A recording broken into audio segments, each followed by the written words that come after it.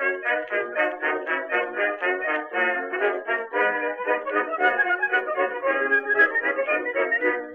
to mighty London came an Irishman one day. As the streets are paved with gold, sure everyone was gay. Singing songs of Piccadilly, Strand and Leicester Square. Till Paddy got excited, then he shouted to them there. It's a long way to Tipperary, it's a long way to go. It's a long way to Tipperary, to the sweetest girl I know. Goodbye, Piccadilly, farewell, Leicester Square. It's a long, long way to Tipperary, but my heart's right there. Esto es Blistocast, no es Histocast, pero casi. Casi me ha dado ganas de decir Esparta porque hoy vamos a hablar de esa ciudad-estado llamada Esparta y que bueno, que tan popular se hizo hace unos años con la peli de 300, ¿no? Pero bueno, siempre ha estado en la mente de la gente que le gusta la historia y la historia militar en concreto. Y para hablar de Esparta, pues tenemos aquí a nuestro espartano Alex, a Alejandro HDZ Lun en Twitter. ¿Qué tal, Alex? ¿Qué tal? Buenas noches, Goyo. La verdad es que, como tú dices, esto por fin nos hemos acercado a lo que dio origen y aquellas conversaciones que ya empezábamos cuando éramos chavales mucho más frikis y más jóvenes. ¿Tú te acuerdas, tío? Sí, sí, sí. Con esto empezó hace ya mucho tiempo a fraguarse estas cosas. Bueno, en definitiva no deja de ser, vamos a ver, todo esto no deja de ser, pues gestas, historias súper... Bueno, la mejor como una novela, ¿no? Es como, ¿para qué me van a crearme aquí un mundo, una mitología propia si tengo esto? O sea, a mí me parece esto tan bueno como si fuera El Señor de los Anillos. No sé si seguirá por ahí escrito, pero tú grabaste una vez en la presentación del podcast, no sé si seguirá en la página web oficial, que decías, porque nos parece que la mejor de las historias para tocar es la propia historia. Sí, es verdad. Sí, es que si te metes, es verdad. Es así. Bueno, pues ya tocaba hablar de Esparta, sí, pero en plan largo y tendido. En propio... A ver, vamos a decir las cosas como son. Quizás... Bueno, se podría haber hecho un Histocast de Esparta pues, con todas sus guerras y todo esto, pero bueno, si le dedicamos solamente a Esparta una cosa, yo creo que sobra para un Blistocast. Y luego las guerras, además, es que las estamos tratando en Histocast propios, o sea que, bueno, yo creo que unas cosas complementan a otras. ¿Te parece? Bueno, ¿por dónde empezamos, Alex? Pues como has dicho, como ya estamos tratando por otras partes y vamos a seguir tratando todas las guerras que tienen los griegos que dan para mucho contra Persia y entre ellos, pues como uno de nuestros protagonistas principales de esta historia clásica es la espartana, pues hablar un poco de lo que fue Esparta, de lo que era, no tanto meternos en cada batalla, que como tú dices da para mucho tema, pero a lo mejor algo un poco más fresco, pero que nos dé una idea para encauzarnos de quiénes diablos eran los espartanos. Sí, ¿quiénes eran?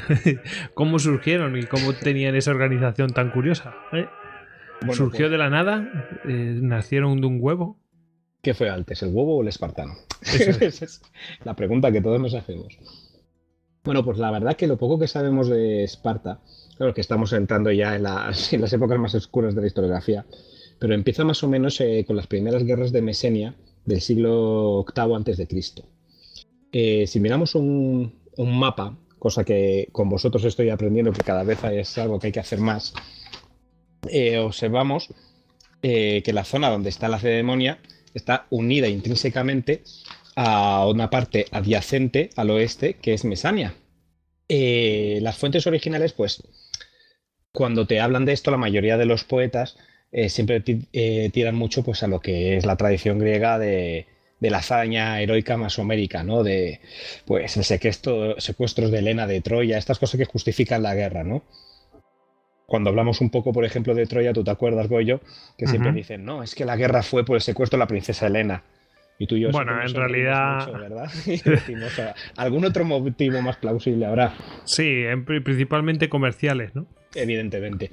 Pues aquí un poco a lo que se apunta hoy en día es que aunque también tenían por supuesto, sus ofensas y sus justificaciones de honor, que básicamente la razón era que en aquella época, el siglo VIII antes de Cristo, casi todas las polis griegas pues están empezando a extenderse y a buscar nuevas tierras. Como sabemos, Grecia es una zona un poco pedestre, con demasiada cordillera y con demasiada poca tierra fomentada para el cultivo.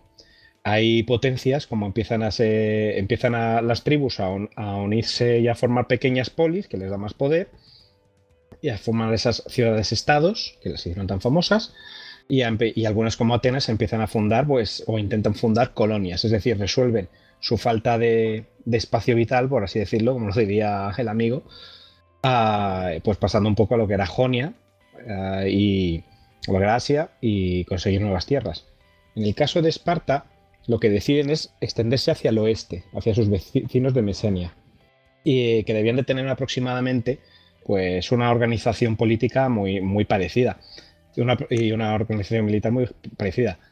Todavía no estamos en esta época tan seguros de organizaciones de falange y más posteriores. Probablemente serían cosas un poco más dispersas, al momento más ligero, con carros de combate y cosas de este estilo. Pero serían unas fuerzas más o menos equivalentes. El caso es que Esparta necesitaba nuevas tierras para cultivar, razones normales de expansión, y tiran hacia Mesenia.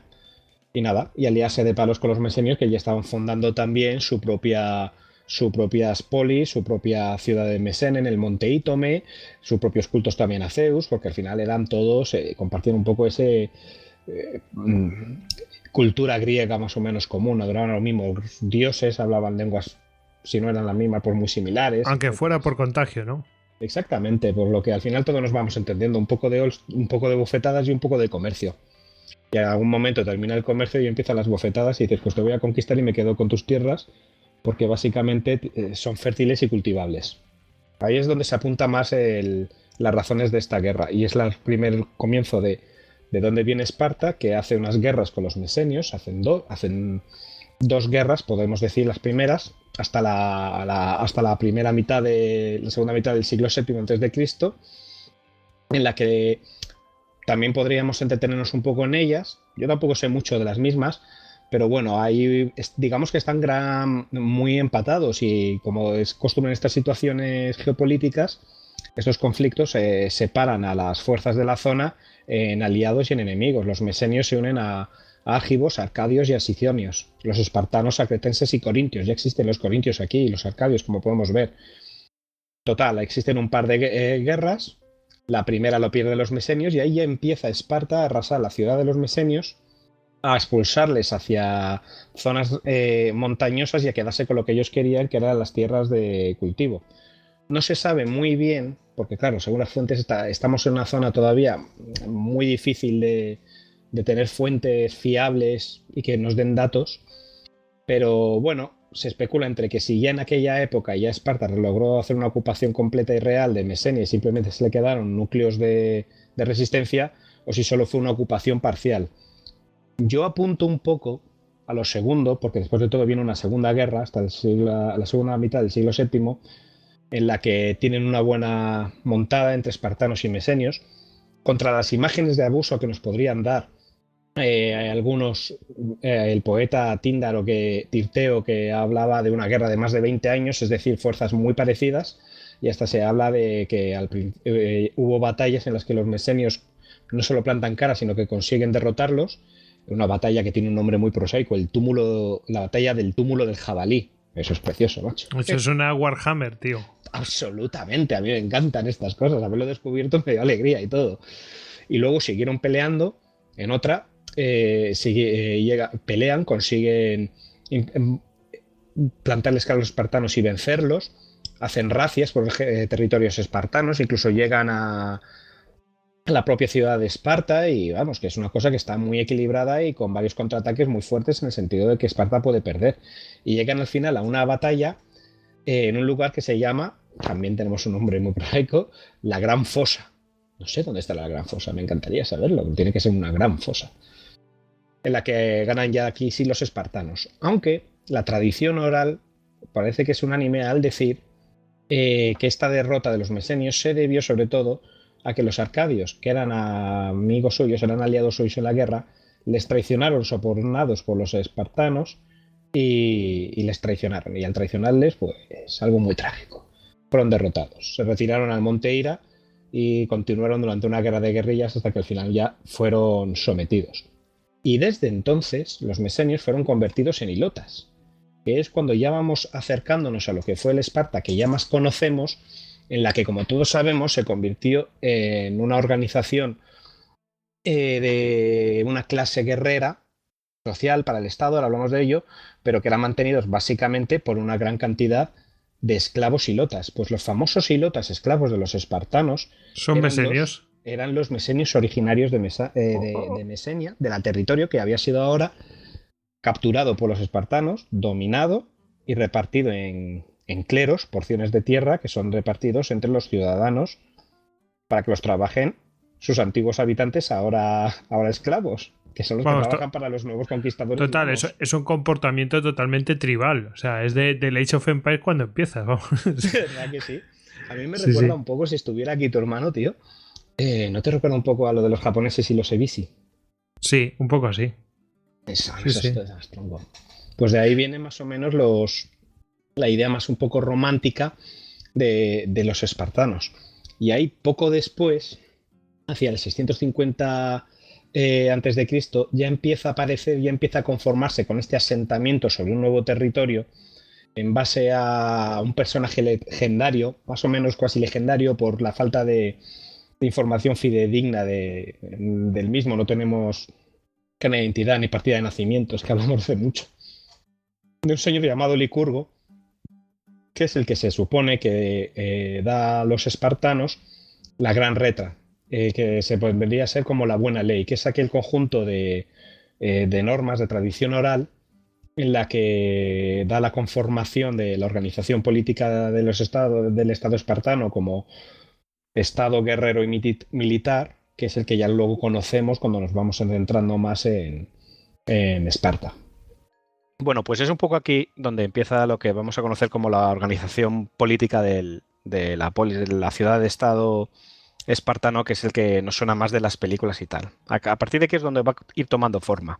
Es en el entorno del 650 a.C., cuando hay un personaje cuasi mítico, ya que no tenemos fuentes realmente de las que no podamos dudar de su existencia, pero bueno, es al que le atribuyen todo, que se llama Licurgo, y que es el que elabora una especie de constitución basada en la tradición llamada la Gran Retra. La Gran Retra, que vendría a significar algo así como la buena ley. Y en ella establece las leyes y el conjunto de valores éticos y de forma de gobierno que van a configurar lo que es toda la sociedad de España, la sociedad espartana, que van a tener una organización un poco curiosa. Y aquí tú y yo nos vamos a reír un poco. Y todos lo aceptaron porque son unas condiciones un poco heavy, ¿no? Como venían de una tradición... A ver, si todos lo aceptaron, pues no sé si todos lo aceptaron. Imagino que eliminarían a los que no. Yo imagino que... Muy espartano.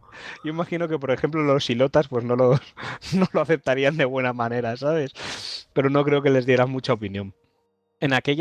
Aquí lo que teníamos era que gracias también a las nuevas tierras conquistadas, pues se establecieron 9.000 cleros, que son porciones de tierra cultivables, y que serían, por así decir, es que todo esto nos va a llevar por unos caminos que nos vamos a reír tú y yo.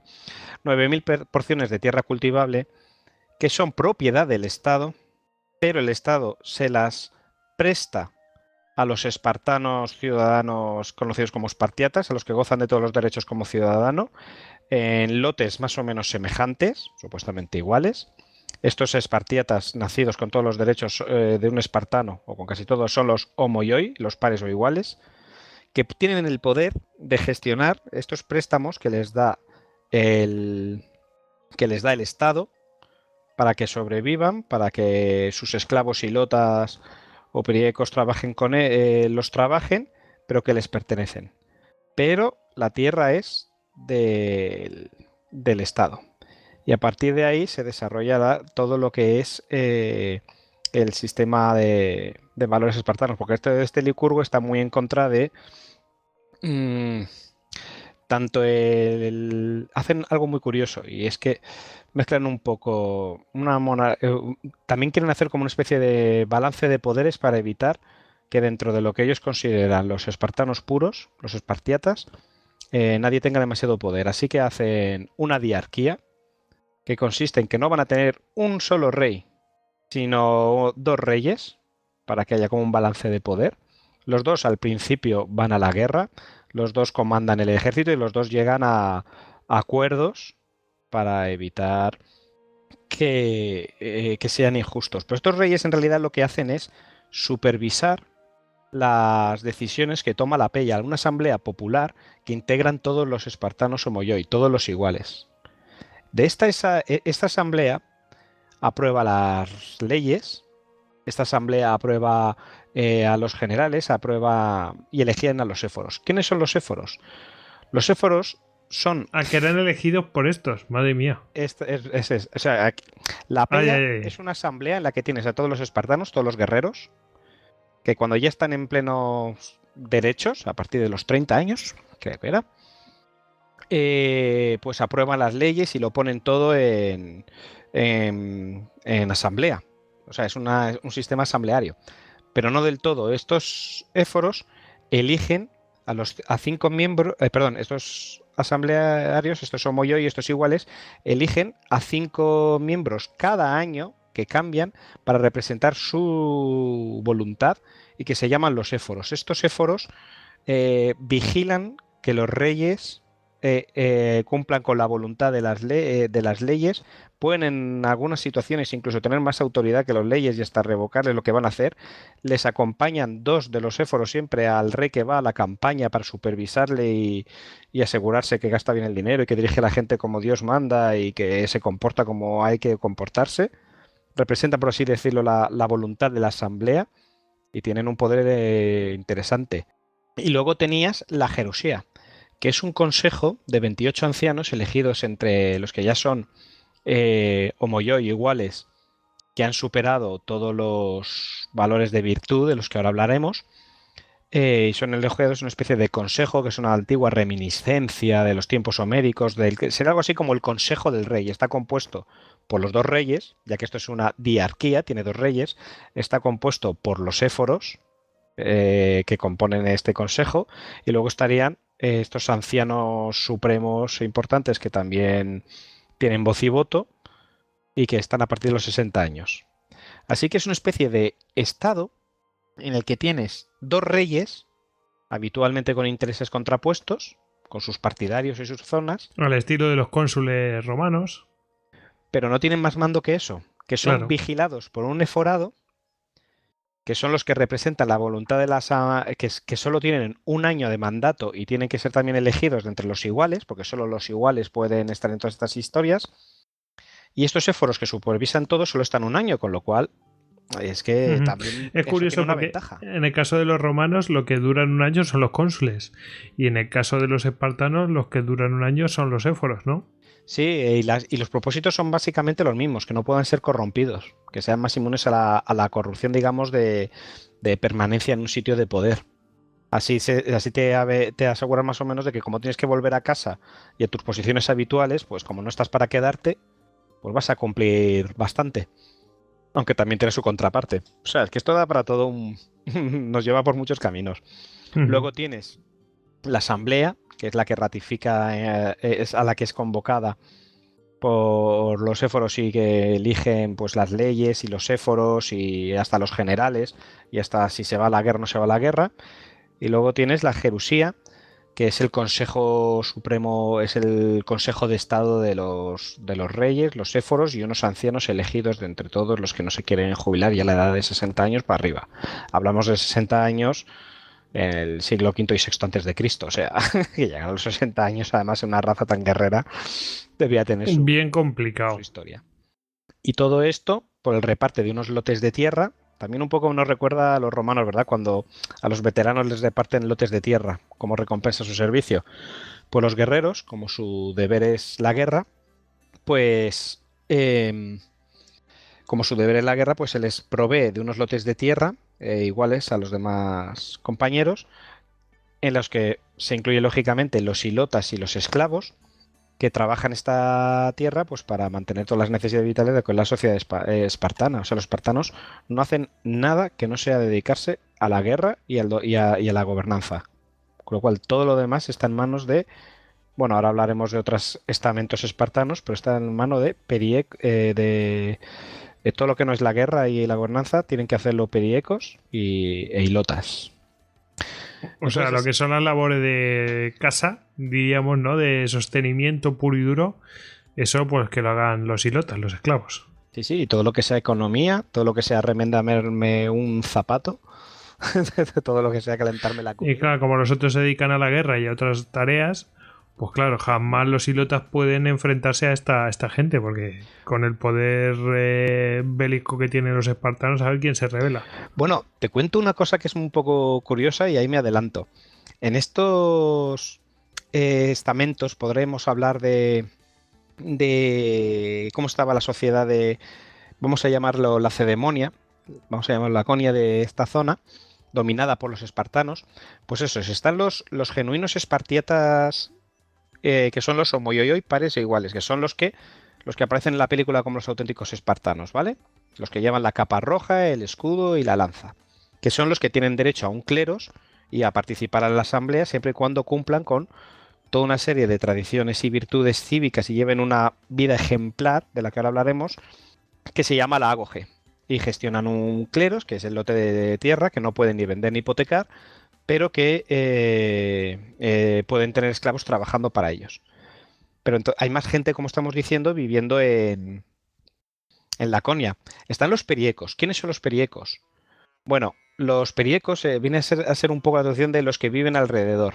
También tienen sus estantes. Y son aquellas personas que sin ser siendo libres, no son ciudadanos espartanos de pleno derecho. Están los opomaiones o los inferiores, están los tresantes, que son antiguos pares, antiguos homoioi, que han sido descartados por cobardía en la batalla. Pueden ser los motaques, que se traduciría algo así como hermanastros, que son gente que puede venir bastardos de un ciudadano con un ilota o con otro perieco o con otro tresante, y entonces pueden de todas formas ser adoptados por gente pudiente y escalar socialmente y hasta hacerse un puesto entre los pares, aunque esto es extrañísimo. Pero por ejemplo, en las guerras del Peloponeso, el que les da la cuchillada final, el que les vence totalmente a los atenienses muy posteriormente, es un motaque, es un periódico llamado Lisandro, que es el amante del rey, va ascendiendo socialmente y tiene tal genio militar y es tan bueno lo suyo que acaba al mando. Acaba literalmente al mando de los espartanos, a pesar de que eso es prácticamente inconcebible. Así que tenemos a los periecos, que no son espartanos de pleno derecho, no son espartiatas, no son iguales, pero pueden trabajar como auxiliares del ejército, con equipamiento pesado, rellenar las filas, y también suelen ser muy leales a los espartanos y cultivan y comercian. Y entre estos periecos pues tienes tus distinciones de los diferentes tipos de periecos, pero ahí andan. Y luego tienes a estos esclavos, los ilotas, que son los antiguos mesenios sometidos, que también pueden ser, y son de hecho reclutados como auxiliares del ejército, ya sea como infantería ligera la mayor parte de las veces, o aún más habitual como servidores. Escasamente, alguna vez también como infantería pesada, pero bueno, en general no los tienen muy, muy en alta estima. Pero incluso puede existir el caso no muy común de que un ilota se pueda convertir en un neodamedeis, que es un ilota liberado, es decir, llegaría más o menos a una especie de categoría semejante a la de un perieco por su servicio en el ejército, aunque esto no suele pasar. El caso es que los espartanos aunque los ilotas son absolutamente sus esclavos y no tienen ningún derecho, les dejan una organización totalmente a su bola. Les dejan que se casen como quieran, que vivan como quieran, que atiendan que se rijan por sus propias leyes como quieran, y lo único que quieren los espartanos de los ilotas es que les sirvan, que les tengan toda la casa preparada. Pero esto tiene un problema, Goyo, y es que me has dicho antes, bueno, es que estos tíos nunca podían rebelarse bajo semejante opresión. Pues los pueden envenenar, ¿no? El caso es que están tan descuidados, ¿no? Es que como los espartanos solo pueden vivir en la ciudad de Esparta, por eso Perieco es los que viven alrededor, porque son los que viven alrededor de la ciudad de Esparta y más alejados de Esparta. Pero todo el territorio es mucho más que la ciudad de Esparta. O sea, todo el territorio que domina al final la Lacedemonia es eso, es la Lacedemonia más Mesenia. Es bastante grande, y todo eso son lotes cleros de tierra que administran los ilotas para los espartanos, pero claro, ellos tienen su reverería, sus historias, y toda la historia de Esparta es una constante lucha o sea, es constante los levantamientos de los ilotas contra sus amos. Y de hecho, una de las más fuertes las tienen pues poco antes de las guerras médicas, que es la tercera guerra de los mesenios, en la que hay un terremoto en el 464 a.C. y ahí está el desastre y la catástrofe que hace la ciudad de Esparta con tantos muertos, que los mesenios ven ahí una oportunidad y se vuelven a rebelar contra ellos. Y los espartanos se ven tan preocupados que al final piden ayuda a los aliados, como a los atenienses. Lo que pasa es que también, según se acercan a los atenienses y otros aliados de Esparta, los espartanos se empiezan a mosquear pensando que probablemente, y puede que tengan razón, aprovechen también ellos. Aprovechen a ayudar a los mesenios para acabar con los espartanos de una vez por todas. Entonces les dicen que no vayan, y se encargan ellos del asunto, y se encargan pues como siempre. Pero fíjate cómo sería la lucha, que pelean con esta revuelta de ilotas durante 10 años, y al final, aunque los tienen, por así dicho, sitiados, no los tienen vencidos, y llegan a un acuerdo en el que los sublevados se les perdona la vida a cambio de que abandonen Mesenia para siempre. Que no la abandonan para siempre, ya sus hijos y nietos volverán con ya una victoria futura, pero vamos, siempre tienen problemas con los mesenios, y eso les mantiene siempre a los espartanos pues con una tradición, que es que cada año, cuando se vota los éforos, mira que dato tan curioso, se declara una guerra a los esclavos, a los ilotas. Joder. Para mantenerse así también formados en su arte de guerra, sí, por eso. A los otros tranquilitos. Sí. Y de hecho, ahora entraremos en ello, pero una parte muy importante de la agoge, que ahora os diré lo que es el agoge, es que a los chicos, en parte de su entrenamiento, por así decirlo, en las partes finales de su entrenamiento, está el formar parte de la cripteia. La cripteia es algo, es como un cuerpo especializado que se basa en vigilar a los ilotas. En alguna fuente he leído que se les envía por así decirlo, a cazar y matar a los ilotas más destacables, a sus líderes, a aquellos que se sepa que tengan un ascendiente, solo con una túnica y con un cuchillo. Y que es como para terminar ya en la formación que ahora hablaremos de las virtudes guerreras de estos espartanos, pues para que aprendan a hacer racias, tareas de infiltramiento en territorio de enemigo, etcétera. Me pregunto, ¿y los ilotas tienen derecho a defenderse o cómo? No tienen derecho a defenderse ninguno. Lo que pasa es que cuando vienes a matarles, o sea, ten en cuenta que les dejaban muchísima libertad, entonces tampoco lo puedo saber con certeza. Pero como les dejaban, eran esclavos, pero no eran esclavos con grilletes atados en la casa. Eran esclavos de para allá, de a ver, yo estoy aquí en Madrid, ¿vale? Y yo tengo a mi mujer trabajando mi cleros, mi porción de tierra, pues por Alcalá de Henares. O sea, muy lejos de mi alcance realmente, y ella está al mando con unos periecos y tal, al mando de no sé cuántos ilotas que además están pues en sus cabañas y en sus poblados y organizándose entre ellos y dirigiéndose por sus propias leyes entre ellos y casándose entre ellos por sus familias según a ellos les apetece. Entonces, cuando han terminado sus tareas para conmigo, para servirme a mí, Espartiata, ellos hacen su vida. Uh-huh. Bueno, qué vida la de los ilotas. La vida de los ilotas era una esclavitud muy curiosa, pero bueno, al final están siempre recordando, porque ya luego mucho más tarde conseguirán rebelarse, y cuando se forma el estado de Mesenia nuevamente, con la caída de Esparta, recuerdan a sus héroes nacionales y recuerdan a la pérdida de su territorio y de la invasión de Esparta, y es como parte de su tradición posterior. O sea, están siempre mentando a la madre de los espartanos. Bueno, también tenían ese sentido de pertenencia a su cultura, ¿no? O lo que fuera, que hizo que, bueno, pues no desistieran. Y cuando ya se libraron, pues oye, aquello pervivió, ¿no? Sí, totalmente. No, y también que debía de hacerles una gracia que les declararan la guerra cada año, machacarlos un poco para mantenerse en forma a los otros. Bueno, pues más o menos estos son los estamentos que podríamos encontrar en Laconia, arriba de todos los espartanos, los ciudadanos de pleno derecho, regidos por los 2 diarcas, por la asamblea, que está compuesta por todos los ciudadanos con derecho a ser espartanos, por los éforos sacados de esta asamblea, votados por esta asamblea, y por la Jerusía, el Consejo Supremo.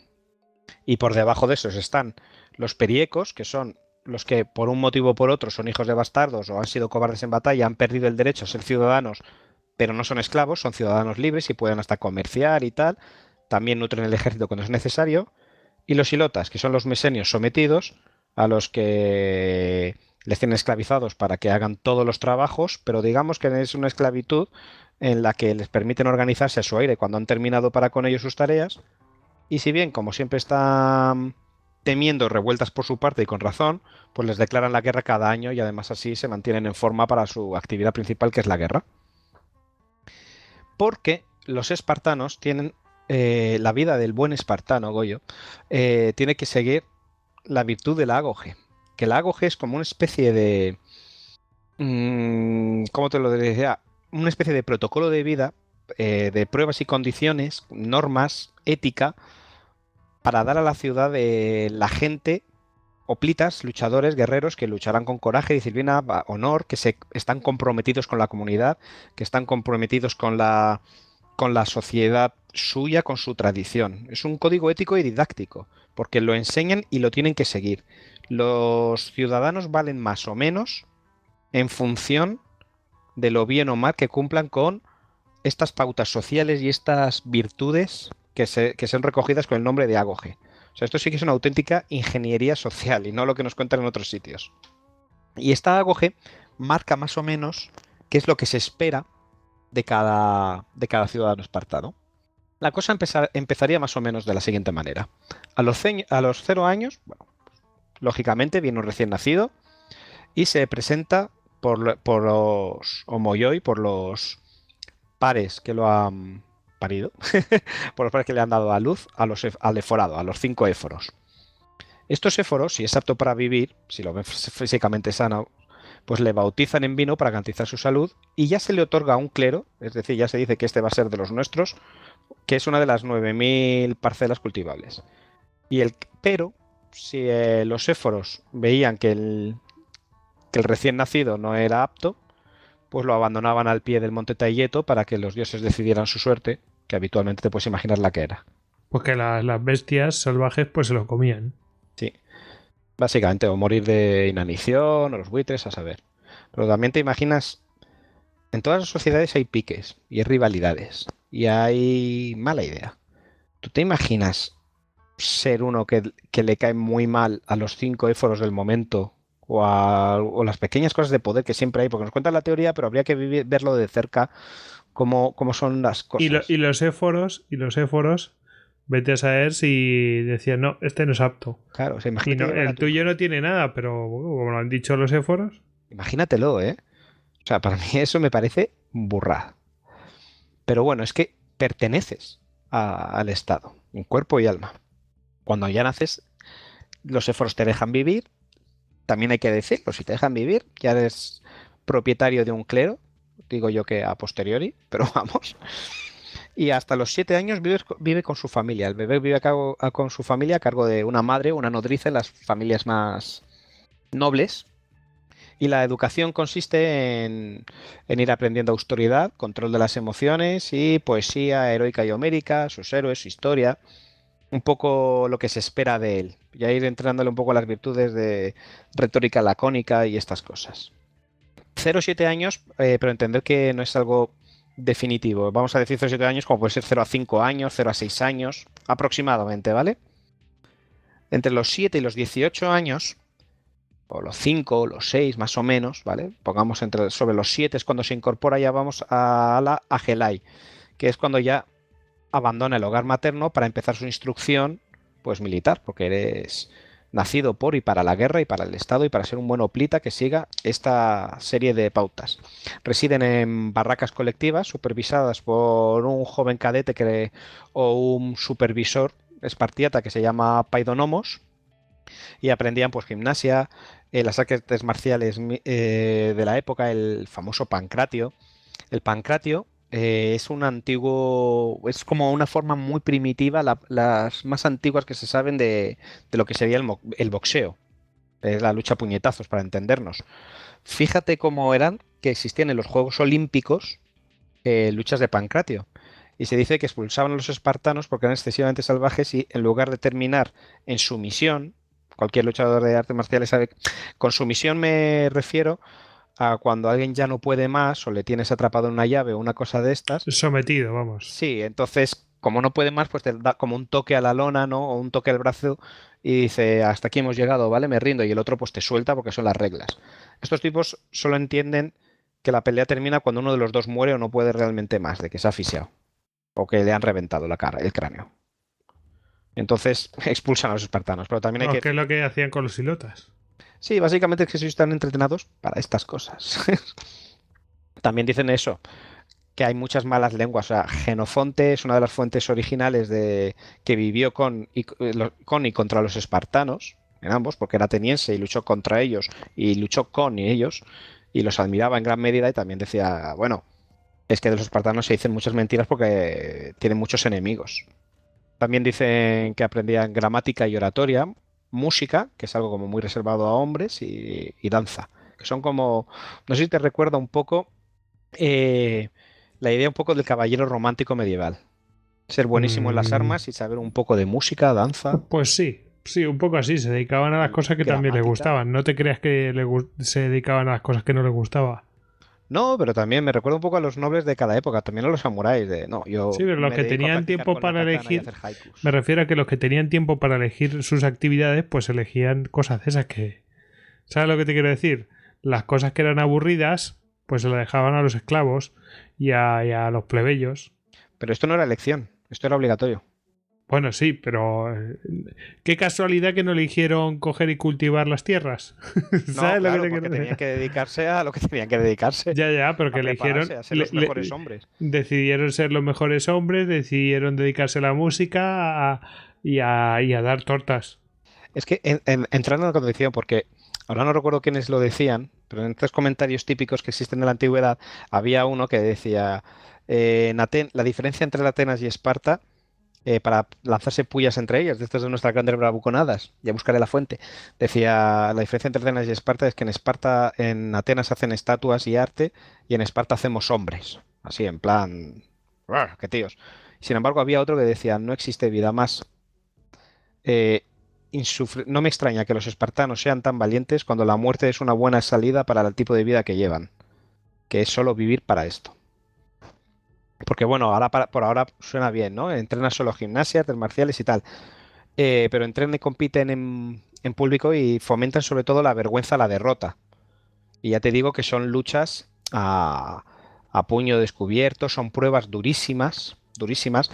Los niños espartanos van rapados, van descalzos, eternamente, van vestidos escasamente para que no puedan defenderse con mucha facilidad. Para endurecerlos también. Eso es.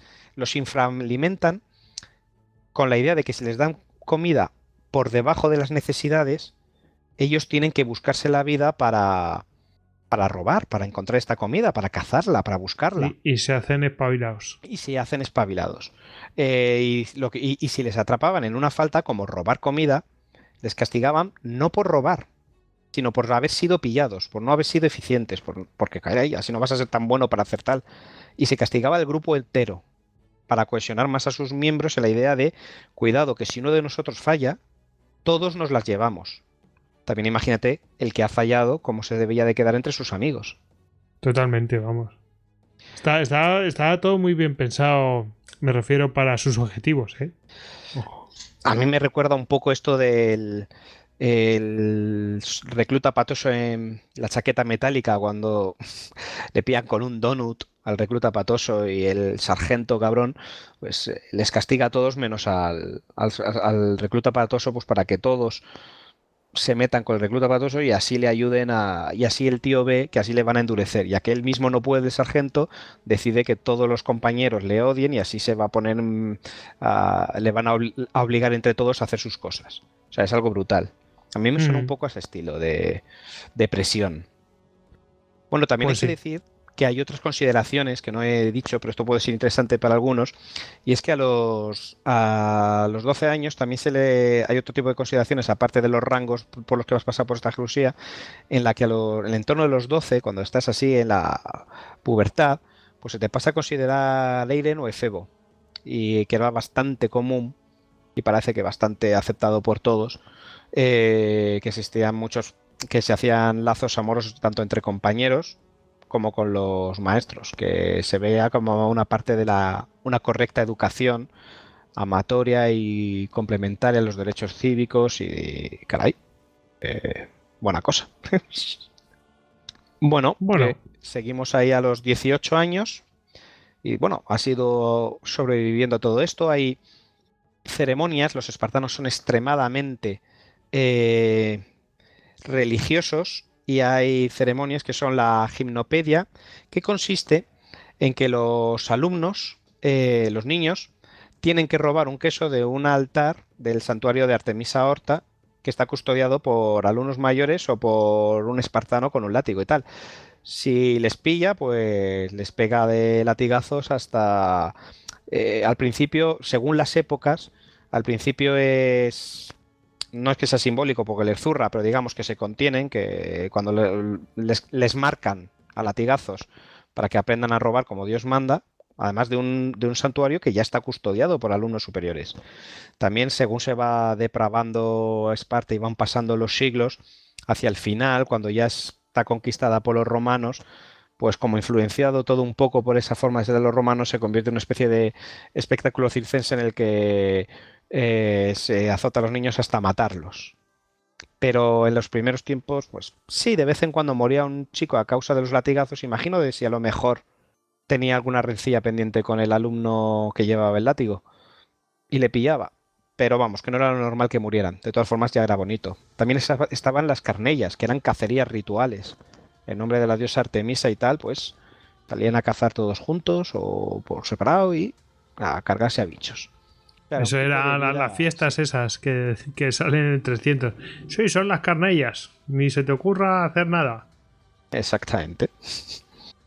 Luego, a partir de los 18, ya estamos hablando de hombrecitos, entre los 18 y los 30, pues ya ascienden y se empiezan pues como a licenciar, por así decir, de la etapa de cadete, y ya se convierten en ser, pueden elegir entre ser ellos mismos los nuevos alumnos superiores que ya vigilen, ya son espartanos y ya pueden, espartiatas, y ya pueden elegir entre vigilar a las nuevas generaciones que van llegando de chicos, que no es de lo más deseado, ser auxiliares del ejército, que sí es muy deseado porque ahí ya empiezas a fraguarte para la batalla, o ingresar a la cripteia, que la cripteia, es lo que has dicho, es digamos como una de las partes finales del entrenamiento en las que se te suministraba, según algunas fuentes. La cripteia era el cuerpo especializado en machacar hilotas, encontrar posibles conatos de la próxima rebelión de turno, mantener seguimiento, digamos, a los cabecillas más importantes en sus poblados y tal, y asesinarlos, o matarlos, o prepararlos para cuando vayan a llegar la guerra. Y para estas tareas, pues algunas fuentes dicen que solo disponían de una prenda de una túnica corta y un cuchillo. Y claro, haces ahí tus labores de infiltración y dices, pues me voy a cargar al señor Pepe, que es el jefe de este poblado y que está soliviantando mucho a estos, y va a ser un buen entrenamiento porque solo tengo mi puñal y mi colgante. Así que me voy a meter por la noche en el poblado, voy a llegar hasta ellos, voy a asesinar al par que tengo que asesinar y voy a escapar sin que me cojan. Y así te vas formando. También está interesante que entre los 18 y los 30 años ya puedes acceder al matrimonio. Hay una cosa que decir que también Por fin, ¿no? Por fin. ¿De qué edad? De 18 a 30 puedes hacer... Es muy tarde para esa época, ¿eh? Pues fíjate una cosa que es muy curiosa.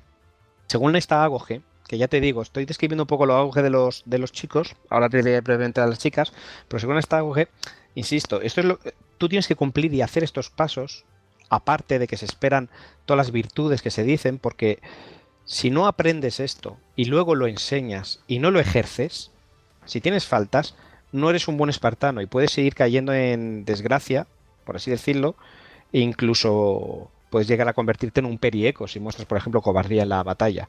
Hay que seguir. Una cosa que se dice es que hemos visto que los lazos amorosos entre compañeros y maestros pues se ven muy bien y hasta que se fomentan como parte de la formación. Eso es bueno. Pero los hombres pagan una multa si se quedan solteros, porque hay que aportar niños al Estado. Hay que tener nuevos espartiatas para el futuro. No, así que hay que poneros al trabajo. Eso es, pero escucha también, pueden acceder al matrimonio a partir de los 20 años, pero no podían abandonar el cuartel, salvo, imagino que no podían abandonar los barracones hasta los 30, porque entre los 18 y los 30 años, aunque te casaras y tal, a lo mejor consigues una licencia pues para ir a ver a tu mujer unas horas y volver, pero debías seguir manteniéndote y dormir en los barracones y formar parte del cuerpo regular del ejército, estar dispuesto a ser movilizado en cualquier instante para la guerra y tenías que estar, por ejemplo, cumpliendo con otra de las tradiciones, que es el sistirión. El sistirión, estos nombres, de verdad, no les demos mucha importancia porque yo mismo los voy a olvidar mañana mismo, me cuestan un montón. Pero el sistirión consiste en que una tradición espartana es que hay una cena colectiva en estos barracones que se celebra a diario en misas de 15 hombres. Cuando ya has superado estos 18 o 20 años, el aspirante que desea integrarse a una mesa con los demás espartiatas, pues debe ser aceptado unánimemente por los otros 14. Esto pues, se dice que se indicaba con una miga de pan. La miga de pan era redonda en caso afirmativo y retorcida en contrario, y así votaban los 15 hombres de la mesa. Si el joven era aceptado, se comprometía a aportar a cada comida productos de su clero, de sus tierras que cultiva. Pues imagino que si en mi tierra yo cultivo vides, pues me comprometo a todas las cenas a llevar vides. Si tengo ovejas, pues me comprometo a llevar queso todos los días. Esto se hace a diario. Y tú tienes que cumplir con este ritual todos los días. Si tú no estás autorizado a no ir a estas cenas, a no ser que sea por causas de guerra o por un permiso muy especial por necesidad que te han dado porque tienes que acostarte con tu mujer para hacer un hijo para el Estado, pero no es por cuestiones propias, ¿me entiendes? Pero hombre, acostarme con mi mujer será una cuestión propia. No, eso lo haces por el Estado. Sí, para crear nuevos espartiatas. ¿Sabes? A partir ya de los 30, que ya eres un hombrecito, entre los 30 y los 60 años, ya sí te dan permiso para habitar tu casa, abandonar el barracón, cultivar tu cleros, que tú no lo cultivas, pero bueno, llevar a tus hilotas, a tus esclavos que cultivan los cleros, ya puedes formar a partir de los 30 parte de la peya, que es la asamblea, y eres, digamos, un ciudadano de pleno derecho. Vamos, que te la has ganado porque has hecho ese servicio a Esparta como harían los legionarios, ¿no? Eso es. Ya tienes todos los derechos, bueno, salvo evidentemente de ser uno de los dos diarcas, uno de los dos reyes, ya que estos solo podían ser de las dinastías de los ágidas y de los európidas, que son los hijos de Heracles, porque los espartanos, como tantos otros, como los tebanos y tal, se dicen descendientes de Heracles, de Hércules. Bueno, y ya eres un espartano de pleno derecho, que ya puedes estar en tu casa durmiendo, aunque tienes que cumplir siempre con estas cenas de camaradas espartanos en las que nos vamos entendiendo entre nosotros y creamos lazos de camadería, siempre tienes que estar presto a ser movilizado, etcétera. Pero aquí al menos ya puedes dormir con tu mujer y ocuparte de tus tierras, que también hay que trabajarlas, pues porque es una cuestión de necesidad también. Y ya a los 60 años, dice, la jerusía nunca termina, dice, la jerusía termina con el par, es decir, con el homoioi, con el igual. Cuando una persona muere es cuando está exento ya de... no es que es exento. La jerusía es que hemos descrito las partes más prácticas y definidas, pero es todo ese conjunto también de valores y virtudes y tal, y uno no puede dejar de serlo. Es como los samuráis y los caballeros. Tú no puedes nunca dejar de ser un caballero o un samurái hasta que te mueras. Eres lo que eres y tienes siempre que estar ahí, en ese tipo de vida, y se espera de ti que lleves ese tipo de vida. Pero a los 60 años, por lo menos, te eximen de luchar, que oye, ya es algo, si has llegado a los 60, y puedes seguir directamente formando parte de la vida pública mediante la pella, incluso ser a lo mejor recomendado para la, para la Jerusía, pero si no, pues ya si quieres ya finalizar con la AGOG, pues te retiras ya de la vida pública y aunque vas a seguir siendo espartano y tienes que seguir dando una imagen y una presencia y un comportamiento ejemplar, no puedes escaparte de eso, pero bueno, ya puedes retirarte a partir de los 60. Que no serían muchos, ¿no? Pues para aquella época, yo qué quieres que te diga, yo creo que debían de llegar 4 y el tato. Sí, sí. También la AGOG existe para las mujeres. ¿Ah, sí? Sí, lo que pasa es que para las mujeres es un poco diferente. A las mujeres se les da más derechos, por así decirlo, y a la vez menos que las mujeres de la Grecia. Es decir, se educan como los chicos y se les deja practicar con los chicos ejercicios gimnásticos y tal. Se exige de ellas mucho entrenamiento físico, con lo cual desarrollan una gran belleza, o eso dicen. Y ellas, por ejemplo, no deben aportar dote, se las considera dueñas de sí mismas, y hasta en el matrimonio, por ejemplo, la muchacha elige según sus gustos. Cuando veía a un chico que le gustaba, es que no importa su condición social, es que la condición social es la de los como yo y la de los iguales. Y como todos son iguales, pues le dice al chico que le deje que le rapte y empieza una especie de idilio en el que se consienten que el hombre rapte a la mujer y se la lleve ahí al hombro y hagan lo que los dos quieren hacer. Como Zeus, ¿no? Sí, esos rollos. Raptando Europa. No tiene por qué aportar dote. Además, todos los señales de exceso de riqueza, aunque veremos que luego les pasa lo que a todas las sociedades que han jugado estos juegos, pero todos los rollos de riqueza pues no son muy, muy bien vistos, digamos, que uno tiene que tener pues su laconismo, su estoicismo espartano, vivir con lo que necesita un soldado y un guerrero y un hombre que se hace a sí mismo de músculo y de mente y no de acumular oro. Y se dedica sobre todo a gestionar la casa y el clero, ya que el hombre está siempre en el cuartel hasta los 30 años y después de los 30 años tiene que estar más de la mitad del tiempo también en el cuartel por las cenas o por lo que sea. Entonces ella se dedica y si no, probablemente esté prefiriendo acostándose con sus compañeros o con sus viejos maestros. Así que probablemente ella acaban dedicándose más a la casa y a cultivar las tierras que los hombres. Pero las mujeres, su gran funcionalidad para el Estado y su gran deber es aportar niños. Y si un hombre, te comenté que si decide permanecer soltero o está soltero porque es muy feo y no ha conseguido novia, porque no quiere o porque se ha acostumbrado mucho a los hombres y tal, se le considera mal, pero bueno, con una multa está bien, porque sigues estando para la guerra. En las mujeres, sin embargo, es deshonroso.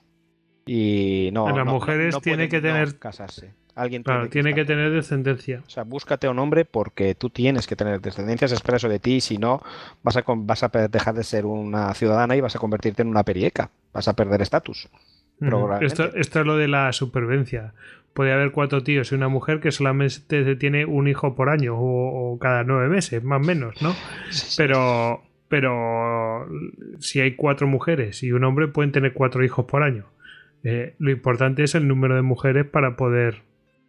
No me hagas mucho caso porque esto todavía no lo he confirmado, ya me lo veo un poco más adelante, pero me suena de hace muchos años cuando estábamos a todo esto y tal, que me leí que durante las guerras del Peloponeso, en la gran campaña contra Atenas, llegaron en un momento dado a tener tal escasez de espartiatas, porque esto va a ser uno de los grandes problemas que van a tener siempre los espartanos, que en un momento dado, como misión, licencian a unos cuantos para que vuelvan a Esparta con la misión pues de hacer hijos, de dedicarse a trabajar en saltar los muelles. En eso está. También hay una diferencia con otra diferencia de las mujeres espartanas con otras griegas, y es que en este mundo griego que gusta tanto lo efebo, lo juvenil o tal, pues era muy normal también que a las chicas pues también se las casara en la pubertad.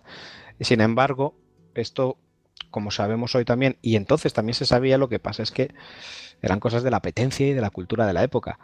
Pero sabemos hoy que lo suyo no es que una mujer se haga madre o se quede encinta, gracias, se quede encinta o embarazada en la pubertad, que es todavía su cuerpo demasiado juvenil. Lo suyo es en la juventud y la adolescencia. Y como los objetivos de los espartanos eran esto, era buscar hijos y varones fuertes, pues se promovía que se casaran en la juventud y la adolescencia cuando la mujer quería y no antes, no en la pubertad. Alguno dirá que la pubertad es también en la juventud, ¿sabes? Pero... No lo es. Pero bueno. Se llama peso este coño. Bueno, pues... ¿qué más? Algo más, ya hemos mencionado, pues eso, que se dejaba que la raptara, que elegía, ¿no? Y bueno, que gestionaba la casa y Ecleros, que Ecleros era esa parcelilla que le daban según nacía, ¿no? Uh-huh. El espartano, y que no debían aportar dote. Muy bien. Bueno, pues si quieres, ahora lo que podemos hablar un poco es de cómo luchaban realmente el ejército espartano. Venga, vamos a ello. ¿De qué iba? Bueno, lo primero decir que claro, que es una historia de varios siglos y entonces, primero, el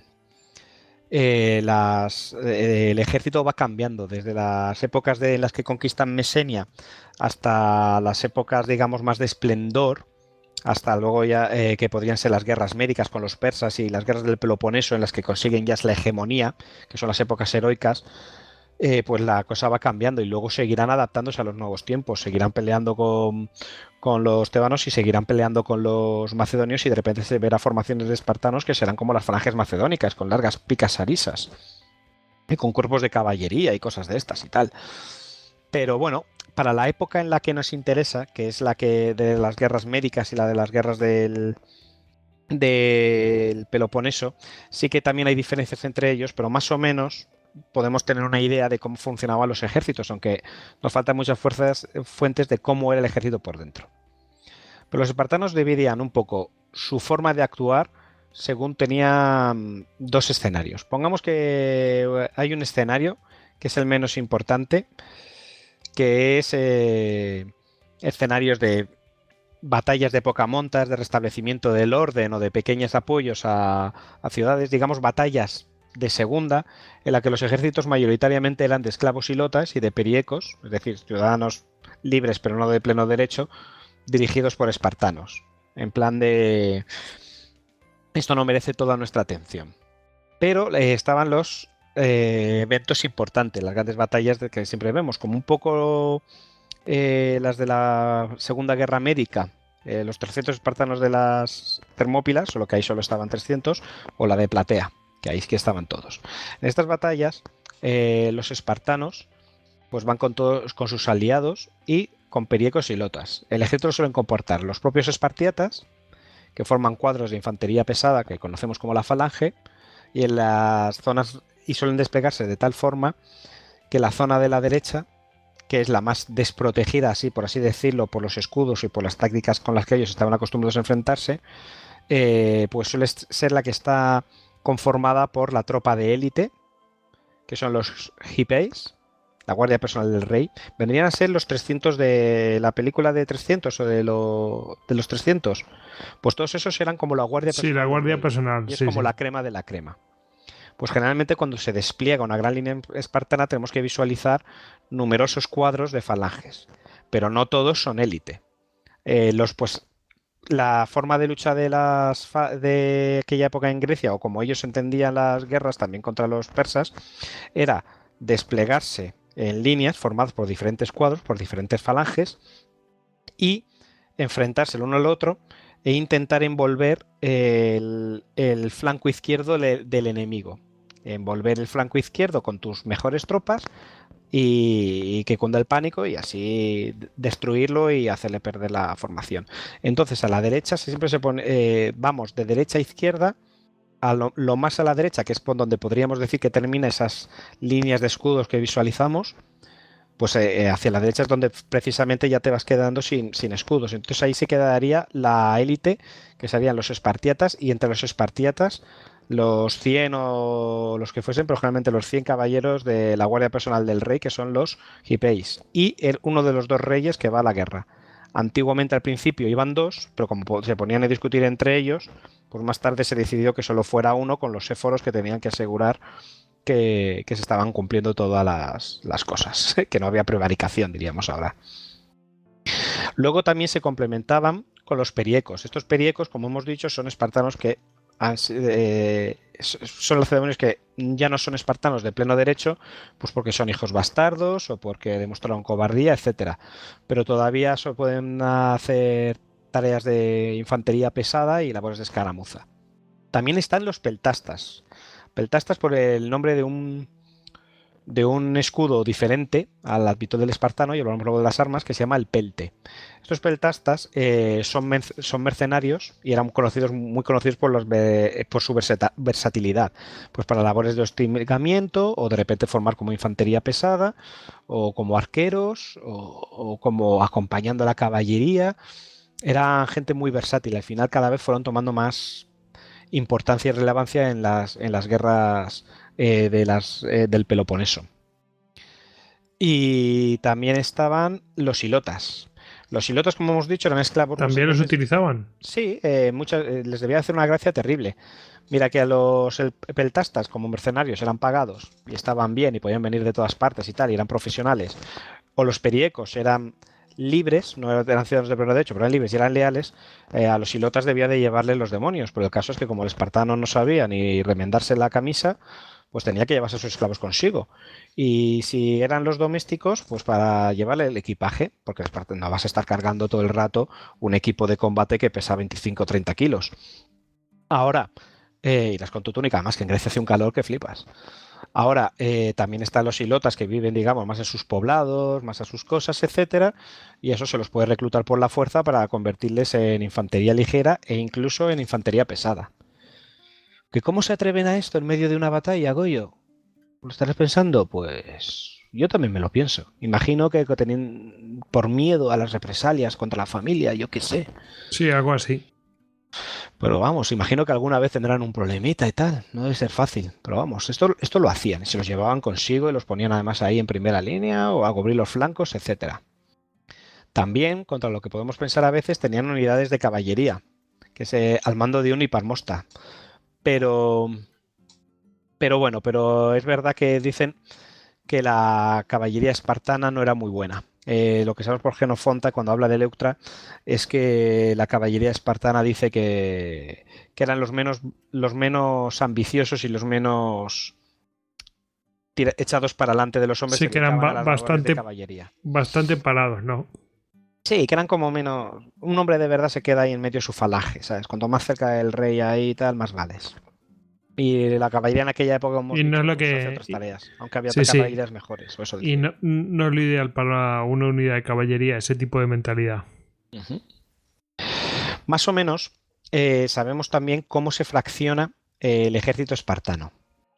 Lo que pasa es que, bueno, entramos otra vez con los nombres, pero digamos que se fraccionaría en estas falanges, serían llamadas moras, ¿no? Y cada regimiento estaría al mando de un tipo que se llama polemarco.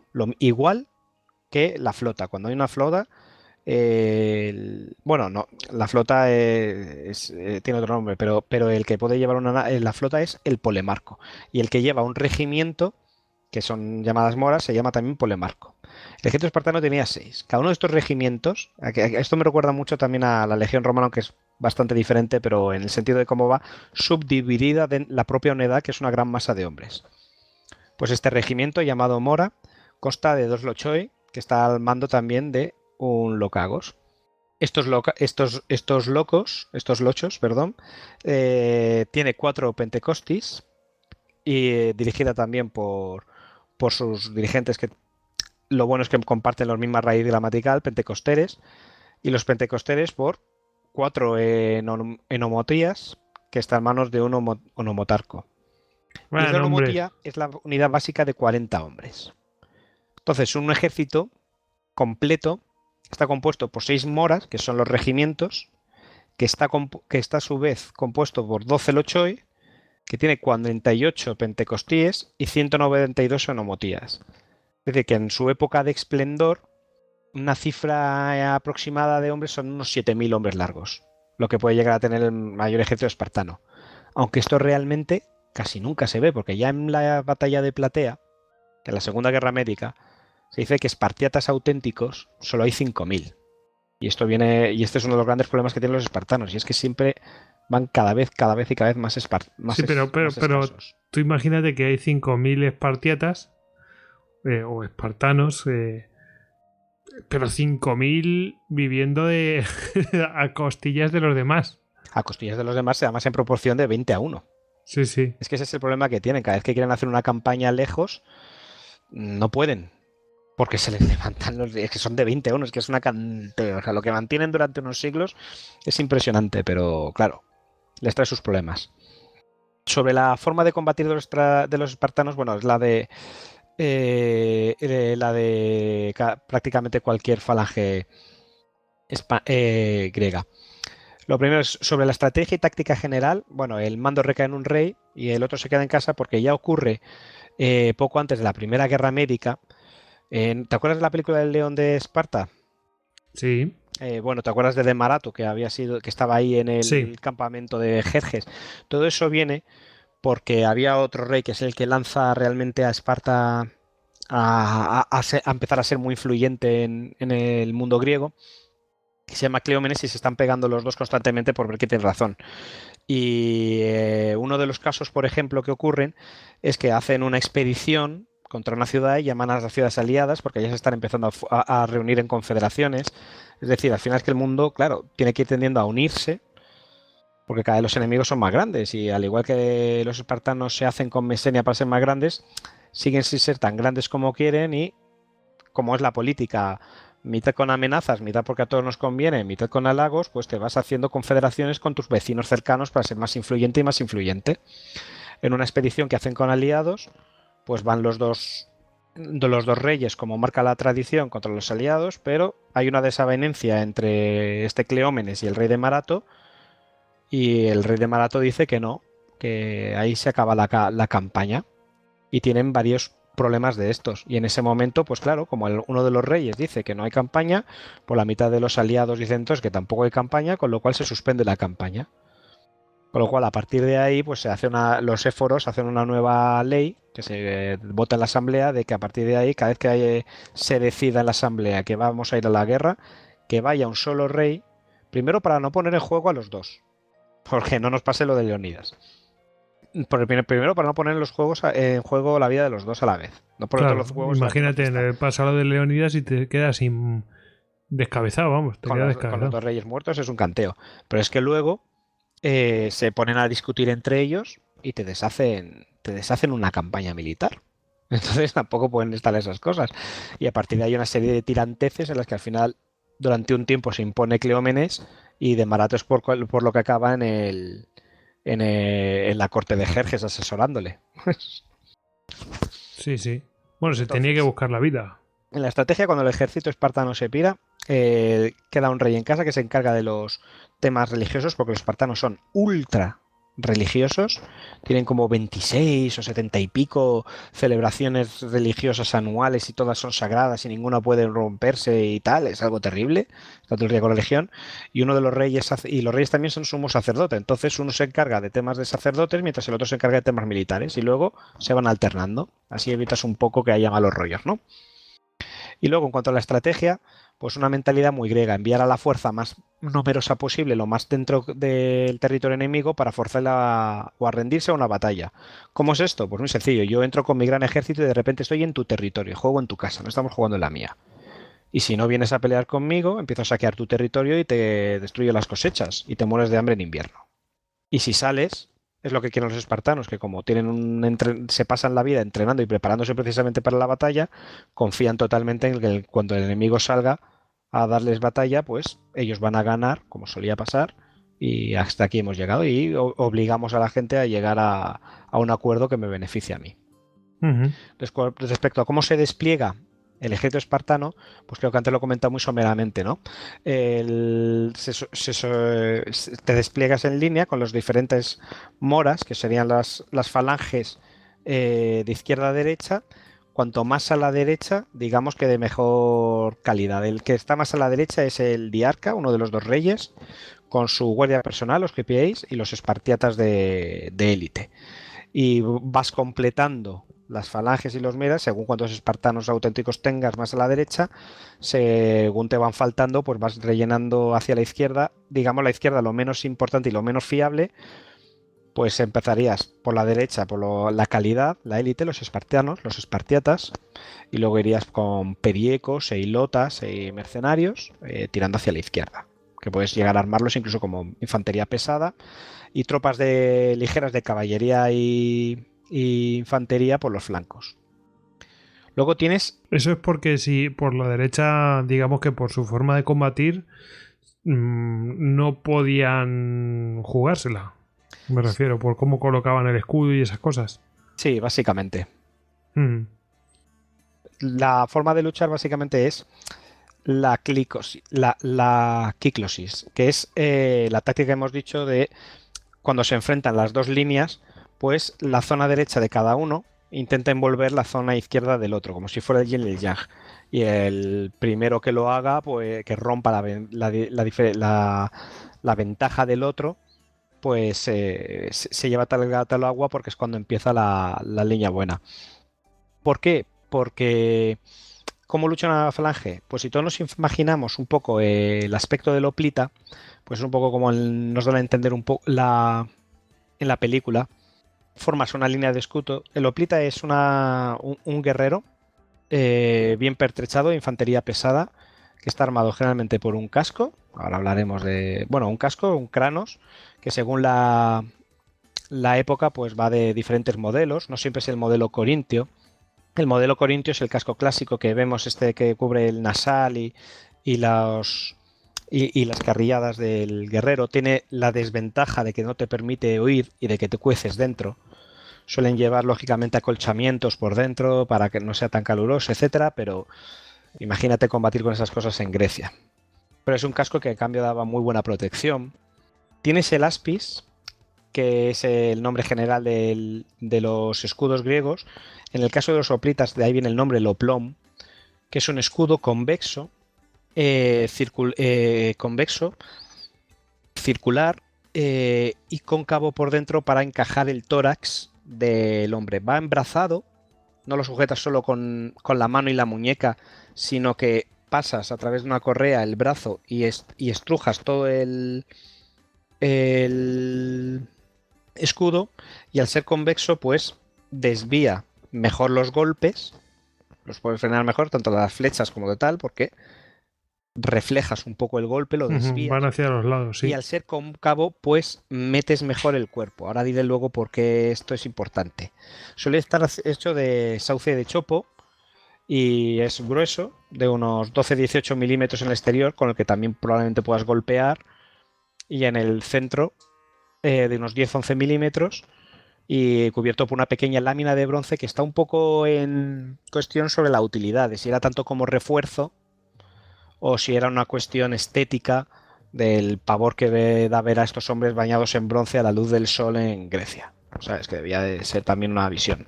No está muy claro. También hay que decir que estas imágenes de los escudos completamente de bronce brillando y tal, con la lambda, la cedemónica, es más posterior. Primero la lambda no la llevan al principio.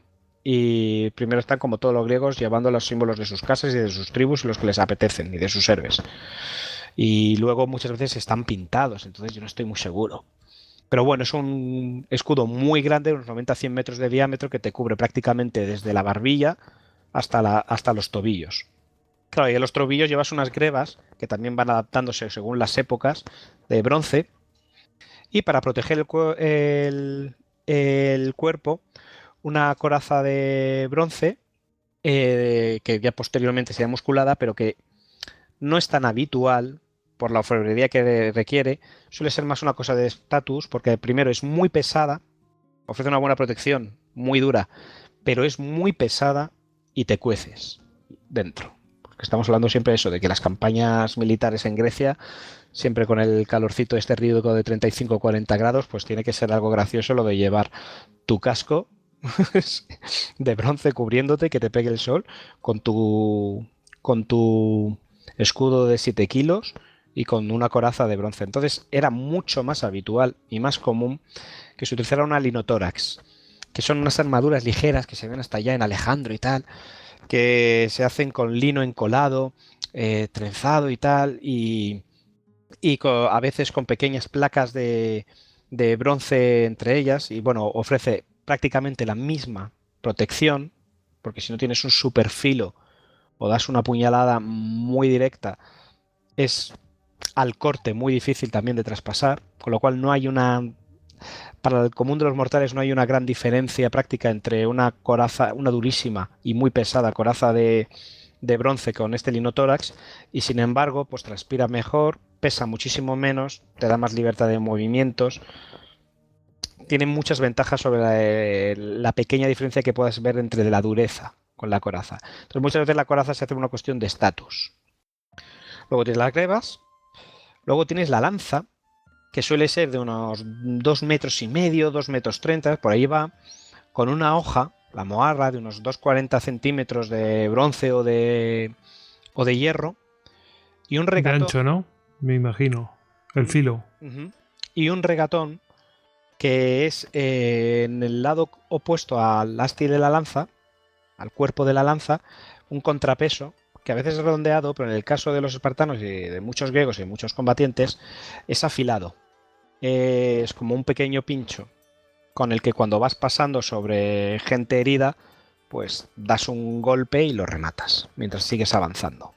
Porque aquí es cuando nos metemos en eso para combatir. Claro, pero eso para combatir en una formación es complicado. Es que ahora vamos a ver por qué. ¿Cómo luchan las falanges? Las falanges, y aquí vamos a tener que tirar un poquito de imaginación.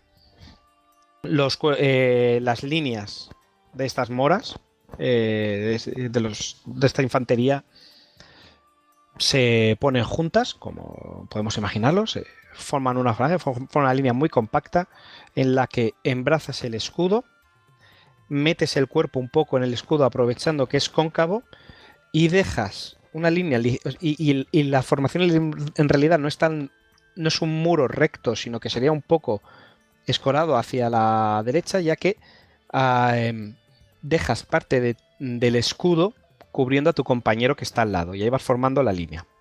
Entonces tú avanzas y te chocas con el enemigo, que va pertrechado exactamente igual que ti. En ese momento se produce como un enfrentamiento de melee en la que los dos grupos se enfrentan el uno con el otro y se empujan con los escudos. ¿Por qué? ¿Por qué no directamente empiezan a lanzarse así estocadas con las lanzas? Porque delante de ti hay otro tipo que va armado como tú y no tiene ningún sentido dar un lanzazo a un escudo o a una coraza o a un casco. Necesitas encontrar brechas, y encontrar brechas pues es complicado. Entonces los dos cuerpos de ejército, cuando se enfrentan, claro, cuando se están empujando pueden ver a ver si hay alguien que flojea y abrir. En realidad se empujan como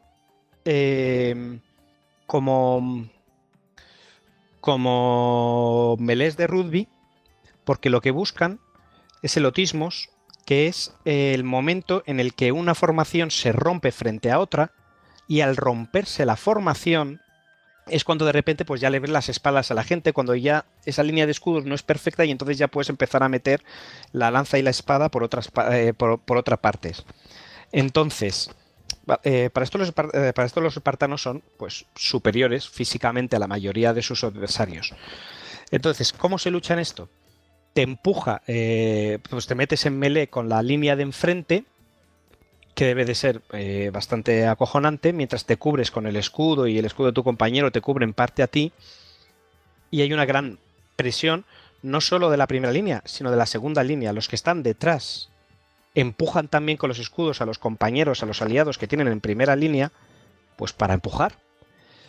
Y los de tercera línea también, y los de cuarta línea también. Y al empujar, Goyo, y quedarte, imagínate que tú eres un hoplita que está en primera línea y estás con el escudo empujando al de enfrente, que todos los de enfrente te están empujando a ti, pero detrás te están empujando todos los tuyos. Te chafan como una pasa, a lo mejor te asfixias. Sí, a ver quién aguanta más. Para quién eso está más endurecido. Que el escudo sea cóncavo por dentro, porque ahí metes un poco el pecho, te proteges y evitas que te aplaste demasiado. Sí, te permite el espacio suficiente para que el pecho pueda respirar. Para estas distancias tan cortas, aunque se usaba la lanza, la Dori, no he comentado, los griegos tienen una espada, que es la Sifos griega, colgada de un talí que cuelga del pecho. Ya sabéis que en esta época todavía no es normal encontrarse talís al cinto, y porque además hay que utilizarlas muy rápidas en cuanto tienes necesidad de disponer de ellas, que es de parte de la lanza o tal. Y para estas distancias tan cortas es muy normal utilizar estas espadas que ya eran cortas de por sí, y los espartanos se caracterizaban por usar mucho una Sifos espartana característica porque era más corta. Y decían que era porque les arrojaba más al cuerpo a cuerpo y por lo valientes y hábiles que eran, que podían permitirse ir con esto. Y quiere decir, necesito muy poco espacio para blandirla con efectividad. Ellos eran muy buenos en esto. Mientras estas dos formaciones están peleándose, es cuando las lanzas hacen también el juego como pueden entre los huecos.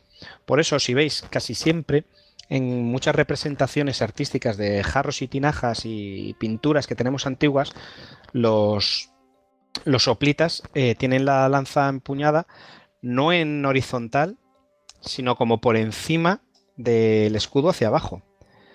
¿Por qué? Claro, porque para la primera fila están apretadísimos y están ya machacándose, y si tienen lugar para pelear, sí que pueden meter las lanzas. Hay tipos de escudos que dejan huecos para las lanzas, además, precisamente, o sea, esto también pasaba, pero lo más normal es coger la espada o la copis, que era una especie de falcata griega que también caracterizaba mucho a los espartanos, etc. Son las segundas y terceras líneas las que pueden golpear un poco con la lanza, aprovechando esta longitud de la lanza a la primera línea enemiga. ¿Y a dónde luchas? ¿A dónde golpeas? ¿Horizontal hacia el escudo del enemigo? Pues no tiene mucho sentido. Intentas picar desde arriba hasta abajo con la predicción que puedas hacia las sombras descubiertos de los hombros, puesto que no llevan hombreras. Y puesto que si el enemigo está así de levantar los escudos para protegerse, entonces la persona que tiene enfrente ya le destripará con sus sifos.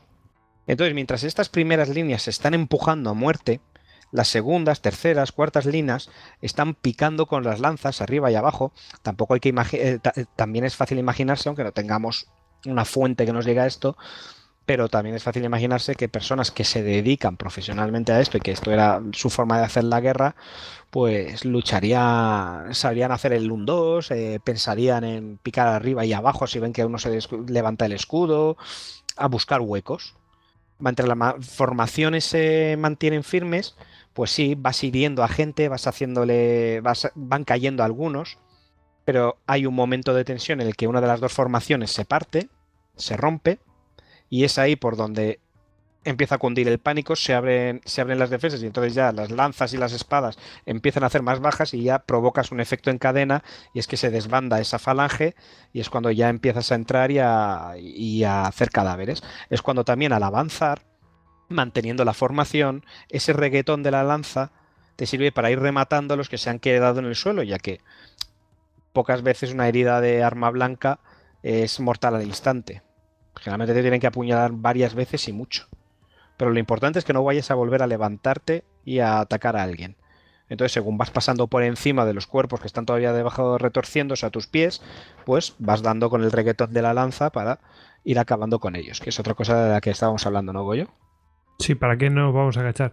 Pero yo lo que digo es que mientras está claro, cuando están empujando no están utilizando la lanza, o es difícil que lo utilicen, entonces no están ahí pegando tal y cual. La primera línea no, pero bueno, la primera a lo mejor sí, la primera línea también puede ser, pero sobre todo la segunda y tercera línea sí, tiene todo el contexto. Es como si tú estás empujándote, imagínate, contra el enemigo que tienes enfrente y yo estoy detrás de ti. Tienen que tener cuidado con el... vendría mejor que fueras tú, pero bueno. Tienen que tener cuidado con el regatón este.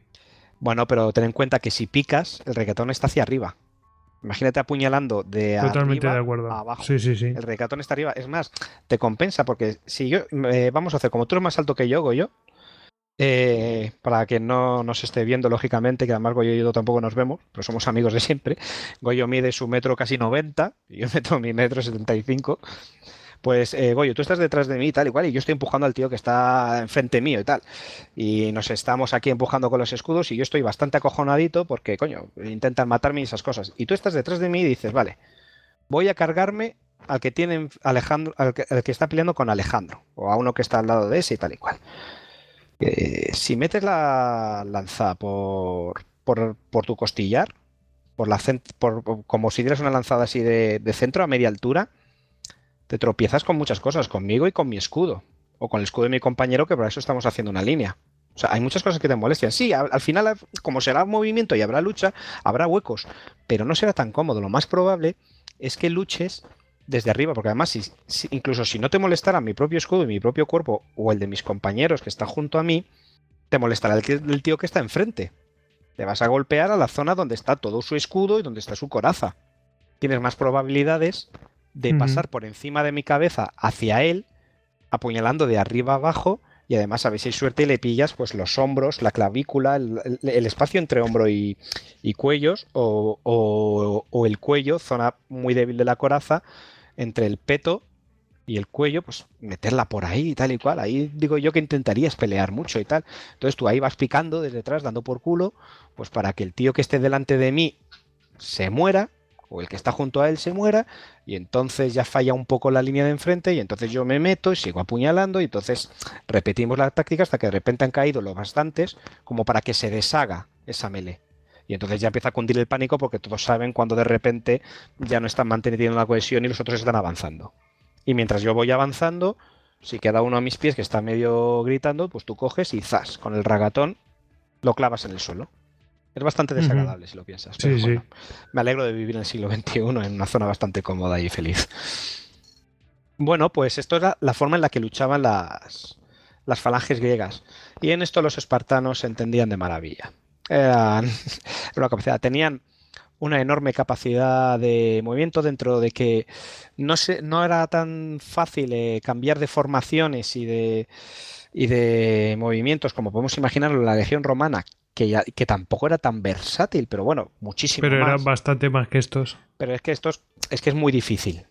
Pero aún así podemos medio intuir por esta desglose que hemos hecho de en qué estaba constituido el ejército, de moras, lochois, pentecostis, llenomotoías y tal, que no dejan de ser nombres para decir divisiones y subdivisiones dentro de una unidad con sus mandos para transmitir las órdenes. Al final yo creo que es esa la utilidad que tenían, para poder darse la vuelta, para poder envolver, para decir adelante, para decir parar. Luego, el tema de los espartanos está la psicología. Como dicen muchos, y esto me recuerda mucho a los tercios como nos los contaba nuestro amigo Hugo, a ver si a ti también te lo parece, lo normal es que las falanges van avanzando por el campo de batalla para encontrarse la una contra la otra, pero la mayoría de los soldados y guerreros, de los hoplitas, pues son gente que viene del campo, que viene de la escuela, de la ciudad, que es senador, yo qué sé. No se dedican a entrenar todo el día, no son soldados profesionales. Al final todos tienen una idea, son épocas duras, la guerra no les es desconocida, pero no son profesionales. Entonces, en un momento dado, pues los últimos tramos, lo normal es que corras y cojas impulso precisamente para eso, para chocarte contra el enemigo, para romper esa línea de escudos que hemos dicho, con un poco de fuerza más, añadiendo la inercia y el impulso de la carrera, romper un poco también esa tensión nerviosa de, Dios mío, es que las personas que tengo enfrente vienen a matarme y vienen con armas para hacerlo. O sea, es aterrador. Entonces romper esa tensión, y también probablemente para evitar las lluvias de flechas y estas cosas. Sin embargo, los espartanos avanzaban siempre a paso lento.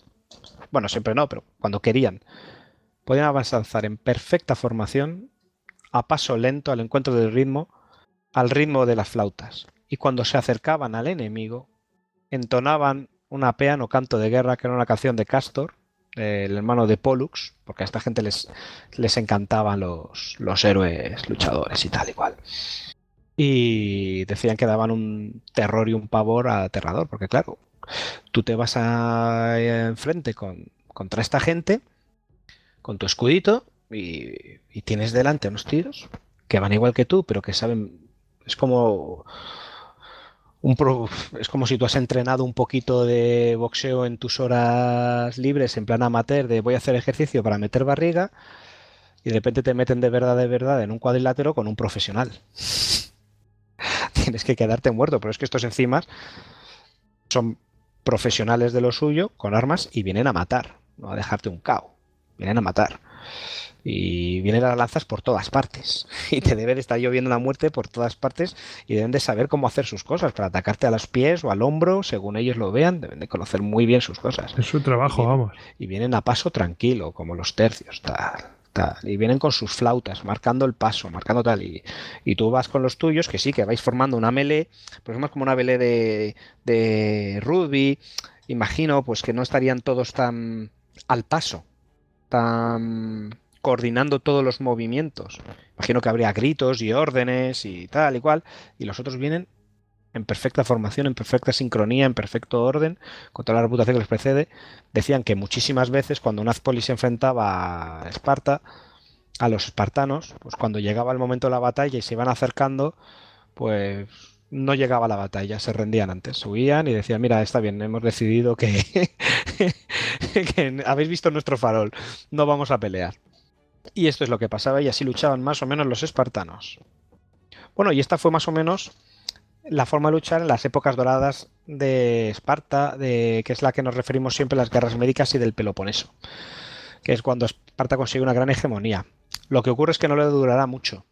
Esto ya da para otros temas, pero Esparta es que siempre tiene un problema, y es que desde aquella guerra, la tercera guerra mesenia que te dije, que era después de un terremoto que se levantan los hilotas, etcétera.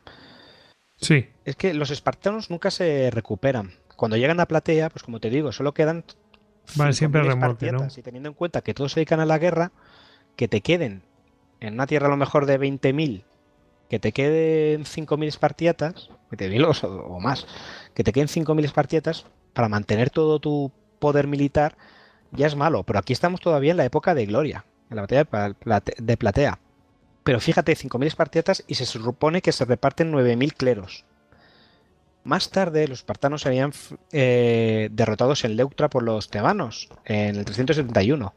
Y para entonces ya Aristóteles dice que se quedan sorprendidos porque quedan 700 espartanos en aquella batalla que para ellos era importante y para la que iban los ciudadanos libres. Y quedaban 700 vivos.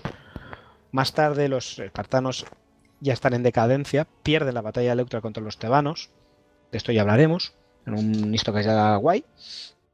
Pero es verdad que empiezan un gran periodo de declive en el que están intentando siempre hacer reformas para cambiar las cosas, e incluso empiezan a hacer reformas del estilo de darles la libertad a los hilotas, hacer alianzas con ellos, devolver derechos a los pericos para que sí, fueran ciudadanos. ahora después de haber sido esclavizados durante tanto tiempo, ahora liberarlos y pretender que, bueno, en fin. Sobre todo con los periecos y con algunos mercenarios, pues a ver si de darles algún derecho, de darles tierras, para que al tener derechos y ascender a ciudades puedan... O sea, lo que pasa es que no tienen a gente... Después de las guerras con los mesenios y de convertirlos en esclavos y después de esclavizarlos y tener revueltas y masacrarlos y ganarlos, ellos, los espartanos, se quedan con poca gente. Pero también se quedan con pocos esclavos. Y es que se quedan con poca gente a la que ellos consideren digna de ser espartanos, con lo cual al final te falta recurso humano para tener nuevos hijos. Entonces, claro, intentan hacer reformas, pero sus leyes y su ágoge son tan estrictas que no lo permiten. Estas reformas siempre fracasan, se chocan, son muy difíciles de llevar. Luego, claro, dicen que no quieren riqueza y que no quieren dinero, pero luego se ve que hay mucha corrupción. Luego se ve que de los 9.000 cleros hay muchos cleros que están siendo regidos por las mismas manos, como grandes terratenientes, y que hay muchos espartiatas que son muy pobres en comparación con otros que son ricos porque les han vendido, aunque supuestamente no pueden hacerlo porque no es propiedad de ellos, pero en la práctica sus tierras las regentan al final otros espartanos y tal. No pueden aportar sus corazas o sus viandas a las mesas estas que hemos dicho que eran inexcusables, y como eras inexcusable, pues caen en desgracia y son relegados a ciudadanos de segunda. Entonces todo esto va provocando un declive en el que cada vez hay menos espartanos. Y entonces ya también en Selasia contra los macedonios vuelven a perder otra batalla y es que al final ya nunca remontan. Hacen un par de intentos durante los siguientes siglos para hacer reformas que diríamos ahora pues liberalizadoras a muerte, ¿no? De ascender clases sociales, de permitir más comercio, de hacer cosas así de ese estilo, pero claro, digamos que se encuentran siempre contra el área conservadora. Después de Tebas, después de perder el Leuctra en el 371 contra Tebas, los tebanos liberan Mesenia a los ilotas y promueven que hagan un estado. Claro, y ya nunca permiten que Esparta se expanda. Ya las alianzas que tenían, la alianza del Peloponeso, cambia de manos. Ahora es la alianza beocia y los antiguos aliados de Esparta, pues Argos, Corintio y estos y tal, se pasan al otro lado. Mesenia también está siempre como recién liberada y con ganas de ajustarle las cuentas constantemente viene a los espartanos. Entonces no tienen ya forma de volver a superarse a sí mismo y al final ya de todo pues terminan siendo dominados por Roma y se convierten en una provincia romana. Y ahí más o menos acaba la historia de Esparta. Bueno, que no ha estado nada mal y bueno, que iremos otra vez, pero ya episodios más concretos. Bueno, que se acabó la historia de Esparta como se acabó prácticamente la de Atenas y demás. O sea, que de verdad llegó Roma y dijo, bueno, aquí estoy yo. Pues nada, muchas gracias, Alex, que fíjate, más de una hora, más cerca de la hora y media, así que muy bien. No se pueden quejar los oyentes, fijaos, un Glitocast de esta duración y tan interesante como este. Bueno, Alex, que nos vemos pronto. Puede que sea en las Termópilas o algún sitio así, ya veremos. Vamos a ver si eso pronto nos vemos en alguna de estas, siempre y cuando vigiles tu acoge y tu virtud. Di que sí, yo lo vigilo, no te preocupes. Hazme una bolita de miga de pan redonda. Venga, un abrazo, tío. Un abrazo muy fuerte, Goyo.